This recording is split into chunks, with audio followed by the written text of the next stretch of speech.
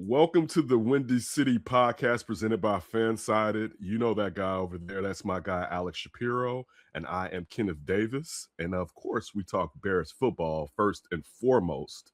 And this episode is going to be about some of the best moments that took place this season. All right. As we now have taken a step a week or two away from a terrific Bears season. Unfortunately, there was a loss, which, hey, we didn't know the Bears were going to get that far. But we want to celebrate these good moments. We think there will be more, but in the past, they've been few and far between. So let's take advantage of a season that nobody actually saw coming this year and talk about some of the moments. And if we skip any, add them to the chat, but also the ones that we talk about, how you felt, add those to the chat too. And we always appreciate you all taking a little bit of time to watch or listen to us here on the Windy City podcast. Alex, how are you doing? I'm wonderful. As you said, now that we're a couple weeks removed, I think the sting of the loss was very fresh early on because it did feel like a missed opportunity. But now, with a little more distance, you realize, hey, you know what? The league year ends in a loss for 31 teams. Yep. 31 teams are ending their year on a loss. Only one team gets the win at the very end. And it really was a magical season for the Chicago Bears. This was a season that no Bears fan, no NFL fan probably will forget. I mean, the amount of comebacks, the amount of crazy moments, Caleb Williams coming out party, Ben Johnson taking his shirt off in the locker room, good, better, best. Everything that went into this season, it's going to be an all-timer in Bears history. So, yeah, we're here to celebrate some of those best moments. All right. I got my first moment. All right. Are we counting backwards from like least best to best? No, it's just rocking them out. It's just dropping them out because some of them are going to be. It's whatever really comes to mind. Because we don't know what the other person is going to say here. All right, so we want to have we want to have real reactions right here. So I don't know what he's going to say. He doesn't know what I'm going to say. We did not share our lists with each other. Yes. So I think mine's will have to be, my first one will be the Colston Loveland touchdown versus the Bengals, where that was me scratching one out on my list. I know. Where it looks like, whoa, he got this huge gain, and then he breaks loose and breaks free and runs the ball into the end zone. And that was a lot of the times this year. It was, well, where's Colston Loveland at? There was a large period where it was like you brought this kid in and you really didn't use him. And as we said, it's going to take a minute for the offense to get clicking, to get some familiarity, to know what you have. But that was kind of like the start of the Colston Loveland coming out party, right? Where then every week it was really a Colston Loveland play or plays that was significant. But Colston Loveland scoring that touchdown versus the Bengals game being the epitome of Bears heart attack game or cardiac game. Like, I mean, to think about this year, that it got, at first it was like, oh, they can't beat anybody. Then it was they beat Vegas. Then it was like they're beating bums, right? But it was like Commanders in between when people still thought the Commanders were solid. True. But still, and we didn't know until the Eagles game that it was real, right? You hoped it was real, but and we'll get to that game too in this situation. But that's my first one, Alex.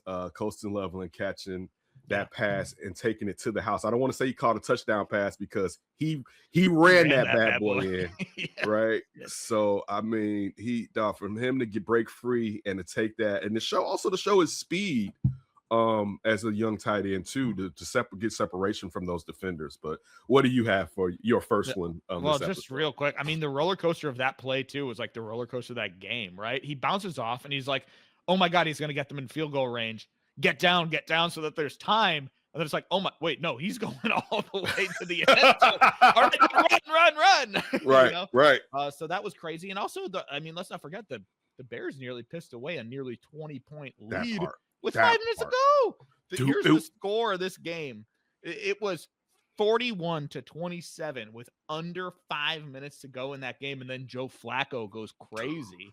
So this Joe was also a Flacco. game where it was like, oh, you really can't leave Caleb Williams time. They had some of the magical comebacks before, but to me, that was the game that really, really cemented you cannot leave Caleb Williams time on the clock because he can do it. He can Yeah. do it. If he's touching the ball at the end of the game, he can do it. And obviously, Colson Loveland had a huge thing to do with that as well. So great choice, Kenneth. I'm going to pick another huge one. Another huge one. It is the last 2 minutes of the Packers game in Week 16. This is where the Bears were down to their last breath, 4th down, and who gets lost in coverage, and who does Caleb Williams find all alone in the back corner of the end zone? Of course, Jade Walker, the 53rd man on the roster, the man who earned a spot with his preseason heroics. Jade Walker catches the touchdown to keep the Bears' dreams alive. And then the Bears get the onside kick that Romeo Doubs bobbles. Hands guy, Romeo Doubs bobbles. And then the Bears have a turnover on downs with Malik Willis fumbling in exchange, right? TJ Edwards has that incredible tackle on 3rd and 1. And then there's the fumbled exchange for the turnover on downs, and then the DJ Moore catch, totally draped. I mean, that last 2 minutes was unbelievable. And then, of course, it happened against the Packers. Big time. I got to get another one in there where it's a DJ Moore play. You had the play versus the Browns, where Caleb, it looks like he's throwing it into triple coverage in the back of the end zone, and DJ Moore, and it's over the hands of the defenders, but it's right there for DJ Moore. Much hated on DJ Moore. All right, with all these plays, and I'm not saying DJ Moore is perfect, but there's a tad bit too much slander on DJ Moore when you see what he's brought to the table. But that pass where it was like, oh no, it was the epitome of one of those, like, oh no, don't and then for the guy to behind the defenders come down with the ball was a terrific play by Caleb and DJ Moore, piggybacking off what you just said as far as that last play against the Packers in the second game versus the Packers this season. Huge. Okay, I am going to turn to very early in the season, the first win of the season, the Cowboys game. And there are two moments in particular that I think were really, really big about this game because, as you remember, the Bears were 0-2. The offense looked terrible. They had just gotten the pants beaten off of them by the Lions. I mean, it was dark days. It was dark days in Chicago. So this was a huge turnaround performance. And the first moment I want to point out, Tyreek Stevenson ripping the ball out of Javonte Williams' hands for a forced fumble and fumble recovery to spark things because the Cowboys were moving. It was almost feeling like, oh, here we go again. Bears can't stop anybody. But then that was a big takeaway. And that kind of set up the deal of, okay, the Bears are going to be a takeaway defense. That's what this team's calling card is going to be. And that's exactly what it was. And then I want to call out the flea flicker to Luther Burden. And this was really the Luther Burden coming out party. The big flea flicker that was like kind of high over Caleb Williams' head. It looked like it was a tough one. Hung up there forever. Caleb Williams reels it in, hucks it. Luther Burden does the rest. He ended the day 3 catches, 101 yards in that score. And to me, that was also the first time that we saw, okay, here's some really creative stuff that's working. Oh, the deep ball is working, because for so long, the deep ball was not working. They could not figure that out. And then finally, they broke through with that. Finally, they got Luther Burden going. Finally, they got some explosive plays going. And then again, that became kind of a calling card for that offense. They were a very explosive offense all year round. So that Cowboys game was really a get-right game, both for the defense and for the offense. Cannot understand the importance of that game for the team. Yeah, and it was also a time where you thought the Cowboys were kind of starting to get their stuff together. They did actually after that kind of have a little run, almost getting to the playoffs. So yeah, that was, and again, it was one of those things where it's like, did they just beat some more bums? And the Cowboys proved they weren't all the way bums. They could score this year. Yeah. The defense really didn't do enough after those trades. And of course, former Bears coach Matt Eberflus was released as defensive coordinator. You went to the start of the season with the Bears' first victory. I'm going to go to the end of the season. All right. And that is, of course, on fourth down, Caleb is chased out of the pocket, and it looks like the season is basically over. And he throws a 14-yard completion to Cole Kmet to send the game into overtime. Also, what you just alluded to earlier, you can't give Caleb any time. And that's also the great part of what we know from this year. And hopefully, as the Bears rather work their way back from filling in the gaps of consistent offense through the middle of the game more regularly. But to know that your quarterback has whatever it is, like he has it, like it's through and through. It's embedded in his blood. That ever since we've seen this kid doing this in college at Oklahoma, and then of course your alma mater USC, the stage doesn't matter. He has something to the Iceman cometh, and he definitely did what he needed to do.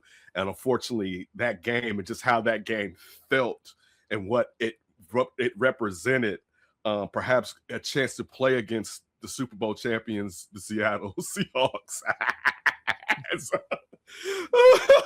As I keep predicting and saying, not saying that it's, oh, kid, you really pulled one predicting them to win it all.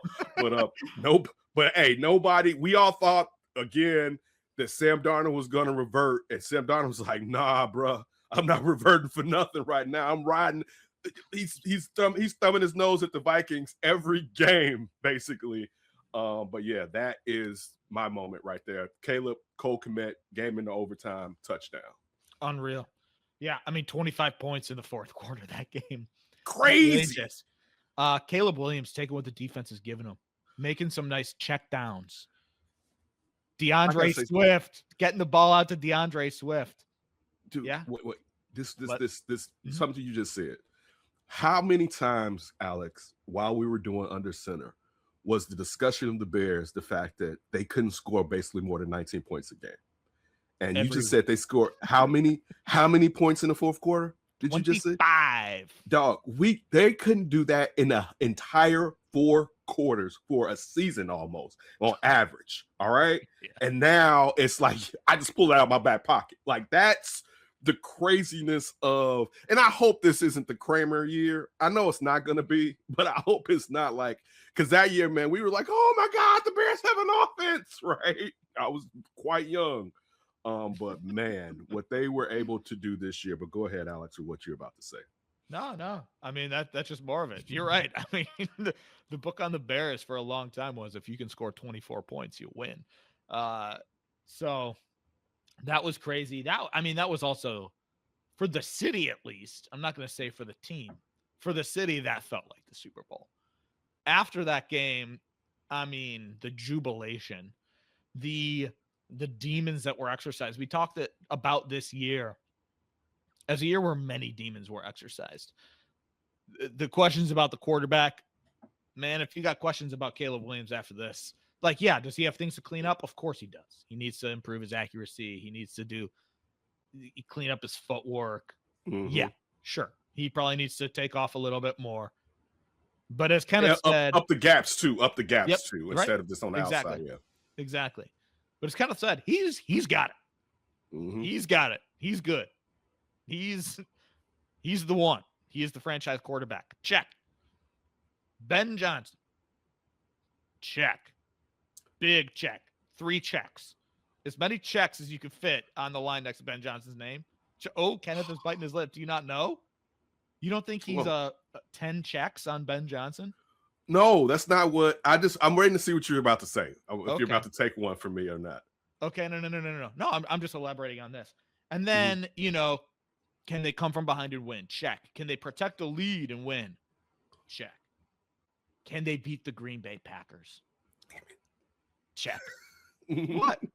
Go ahead. That's it. That's it. Check, check, check. So Okay. it was just the last demon to be exercised was, okay, this last time we beat you where it was crazy in week 16 and we needed the onside kick and we needed the catch and we needed the other catch and we needed this. They beat him again. They beat him twice. Ben Johnson said I was looking forward to beating Matt LaFleur twice. Check. He accomplished that. So I think that's a great call. That game was massive, Kenneth. Okay. My last moment, and I'm sure I can bring more moments if I need more moments, but right now, the last moment I have written down, the blocked field goal against the Raiders. Josh Blackwell saying, yeah, we saw this on tape, and we thought if we saw this, we'd have a chance. And when the Bears absolutely needed it, they got it. So this was for the second win of the season. And this was the beginning of the magic. This was the beginning. We didn't know. We had no idea that this was going to happen over and over and over and over. There were still a lot of questions. Okay, you beat the Cowboys. That was decisive.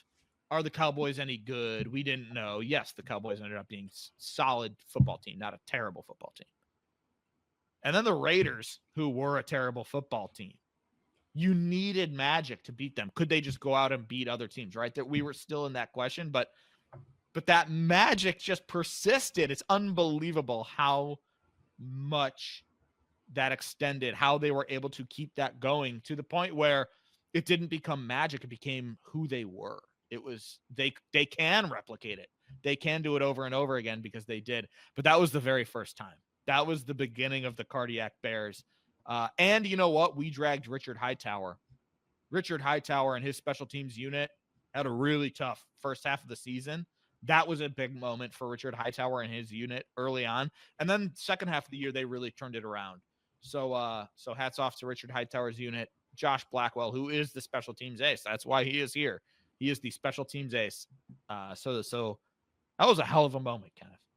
It was. I have, after a false start penalty pushed them back on 4th and 8 versus the Pack, Caleb scrambles left and with wicked trajectory hits Rome Odunze surrounded by 4 defenders. All right. That play with, I believe his feet were in the sky. And I'm talking about the quarterback when he let that ball go. That play right there showing just the uniqueness of that player and his ability when he's on, what he can do. Just it was how, like it was the beautiful mind of what Steph Curry does shooting, where it's something innate in Steph Curry where he sees geometry when what his art is. He's broken it down to be able to shoot like that. That pass that Caleb was able to do and how he threw it up, given it was the only way he was going to be able to get it to Rome. Yeah, was Curry-esque, and the type of geometry that he was using to figure out, how am I going to get this playoff and succeed while doing it? Another play where it was like, oh, no, don't! Like the Homer Simpson, oh, don't! Like it was another one of those plays. And just another, man, dude, they lost. Yeah, they lost. But man, this was, you and I have never had fun. We've had fun because we enjoy each other's company. We enjoy our former coworkers that we worked with. So we would have fun in doing what we did. And we get to talk about a team that we grew up watching. So of course that's fun, but you're constantly trying to create something. You don't want to be too negative. And sometimes it just got negative because there was nothing good to really talk about some days. Yeah. You got to be honest. If the team is not playing well in all phases of the game, pretty much have to say the team is not playing well in all phases of the game. Right. If coaches are doing Lord knows what, if inside of the building, getting fired 1 week, it was a lot of stuff that took place where it was like, what is going on in Hollis Hall outside of losing? To come to this part was just, it was fun, man. This was a fun year. And I'll say this too. When I said this, and it's the best part was experiencing this with someone I had to go through the dark times. Now, it wasn't dark our relationship, but dark the play of the field, to now have times where we got to actually do something here with Fansided to where it was lighthearted and it was fun. Even though sometimes the cardiac part was hard during the middle part of the season. I got a How couple more if crazy. you don't have any more. I don't, but I just would like just one last thought. Like, Go ahead. how crazy any other team, any other year, any other season, that's without a doubt the throw of the year. Yeah. That's without a doubt like the throw of the last 5 years, probably. But then Caleb Williams made another ridiculous throw like literally 1 week later that also has a contention or has a case to be the throw of the year with the heave to Cole Kmet in the end zone, you know, where the Bears had their last gasp against the Rams. You know, it's just like so crazy. It's just so crazy to me that's not the slam dunk play of the year, even though it probably is. Like, it probably is the throw of the year. But how crazy that he had 2 of those. He had 2 of those that were just like did not make sense. Just throws that legitimately don't make sense. So great call. I want to key off something you just said, legitimately, right? Because this is when we knew that this team was legit. All right. And you talked about the turnovers being the key to the season early when you're talking about the beginning of the season. I want to go to Nashawn Wright on what is looked at as the structure and strength of the Eagles, the tush push. All right. Yes. Stripping Jalen Hurts. And that's just a microcosm of what that game was about. And when we knew the Bears were real, when they out-physicaled one of the most physical teams within the NFL, they're still the reigning champs until Seattle wins it all next weekend. They are still technically the reigning champs. They still got the ring. The banner is still flying over the nest and over in Philadelphia. But because that game was where it was like, oh, they may be able to beat anybody, right? And it was like in the third quarter at one point, you can see the will of the champs being like, we don't have it against them today. And that was something that Ben Johnson and that coaching staff and those players got up and didn't just believe in themselves. They showed, like, it's one thing if you ever done anything to out physical somebody. Like, that's a different time. Like, when you really put it on somebody and they just like, man, y'all got it. Like, and that they did that to consistently one of the most physical teams within the NFL. And that goes through different coaches and eras. Like, you can go to Andy Reid's defense as an Eagles head coach, and they were a physical team, right? Like, they've always been like that. That's a part of them or whatever. And that play right there and that game is when we knew, hold my beer, right? Because we kept talking about, when we get to the back end of this season, it's going to be so hard. And the only team that had the Bears at the back end of the season was Detroit, right? Detroit still want to show a little brother, and they'll settle that next year. But everybody else, it was on and popping basically versus everybody. I mean, even though they lost to the Niners.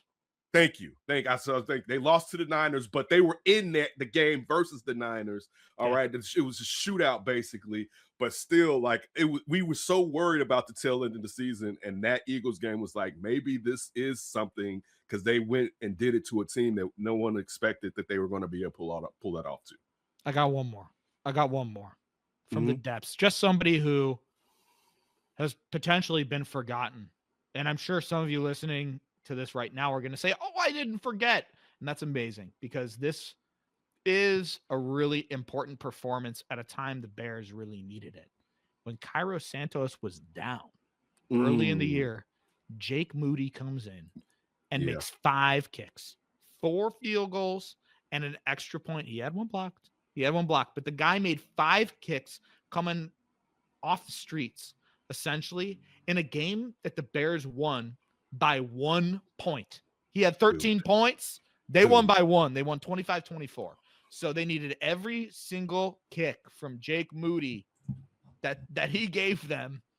And it started like a little controversy for a week, which I think you and I poo-pooed. I think you and I poo-pooed the controversy at the time. But he gave the Bears exactly what they needed.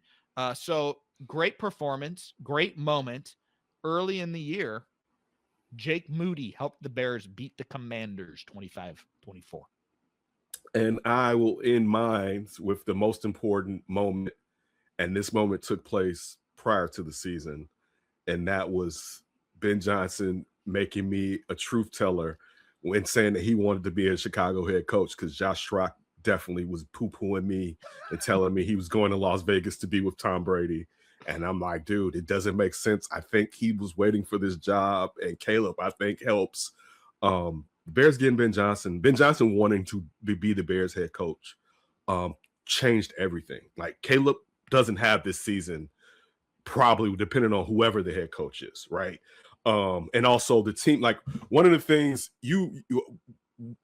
one of the things I think, and we'll talk about this in the future shows, the preparation. You saw how prepared they were.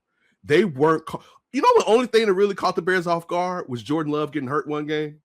And then and then they're like, wait, we wanted to prepare for a running quarterback, right? And then look, and then Malik Willis is dropping dimes too. But you like that was the one thing where they were really caught off guard, where you could see. And again, you're not going to spend a week preparing for a backup quarterback, right? Like, that's not how it's going to go. But like the preparation, the coaching, the covering up the weakness, and this isn't just the Ben Johnson. This is a Dennis Allen.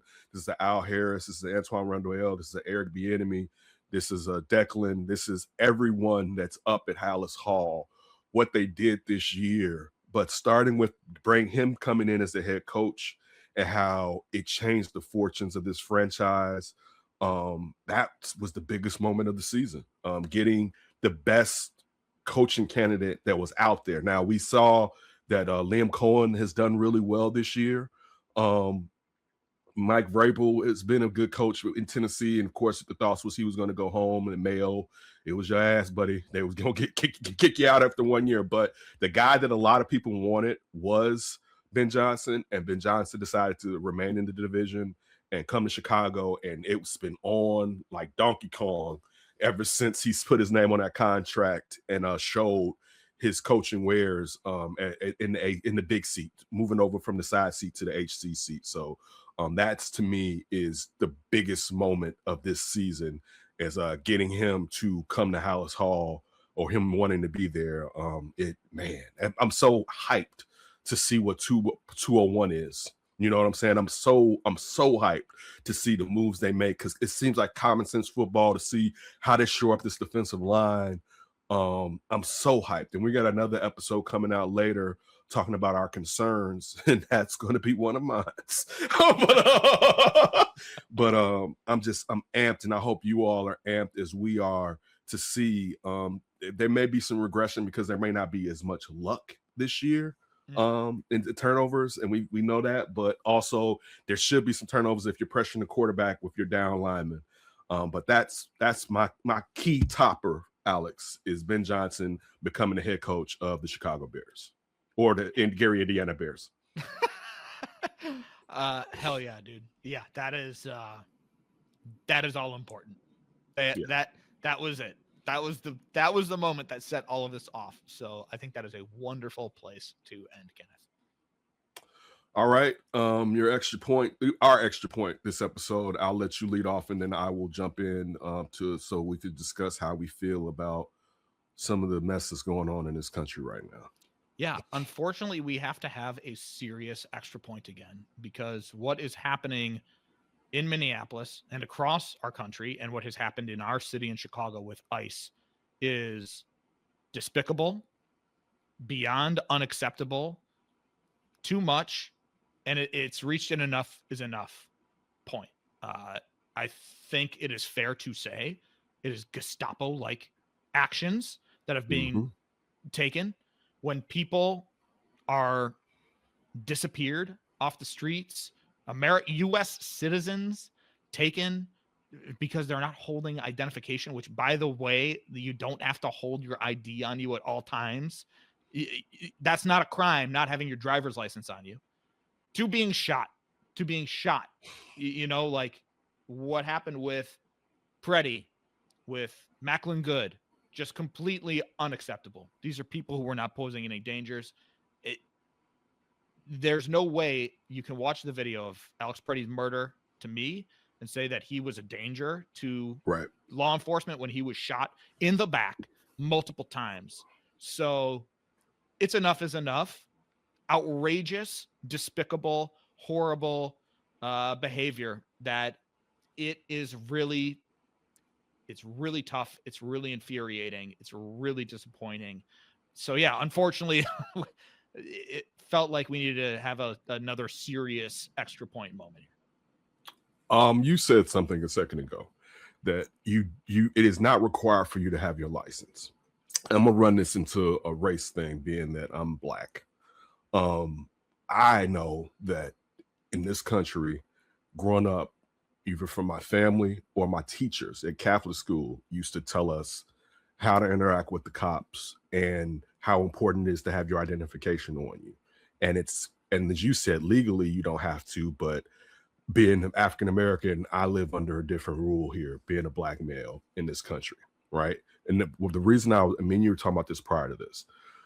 I know that some people are like, hey, I want common sense immigration. And there's nothing wrong with common sense immigration. And I know some people were upset with how a lot of migrants entered the country during the last administration. Rightfully so that you're upset. But it's okay to say, I wanted this to stop and this has gone off the rails. It doesn't have to be where we're gang banging about I'm with so and so and I'm with whatever they do. That is not right. I don't care if it was Obama, Biden. Well, with both of them, there were things that I didn't agree with. I am not a yes person to someone that I elect. It works from the bottom up, not the top down. And we sit here acting like this is common, destroying whatever this is, because it's never really been perfect in the first place. When you sit there and I'm being, when a white woman can get shot in the face and we're like, yo, it's a Wednesday, basically. That's a problem. And I'm saying this as a black guy. The petty situation, my son showed me that first, right? That's when the first time I saw it. And you see how rigid his body goes when those bullets enter his body. And think about the mobster attitude of we're all in it. Because I believe it maybe got shot by 3 different people, if not 2. But we're gonna do it. We're gonna do it. When this guy was trying to help a woman, and we talk about being men, and men are supposed to defend women, and he's trying to just defend a woman, and people were talking about were protesting. This country was built on protesting.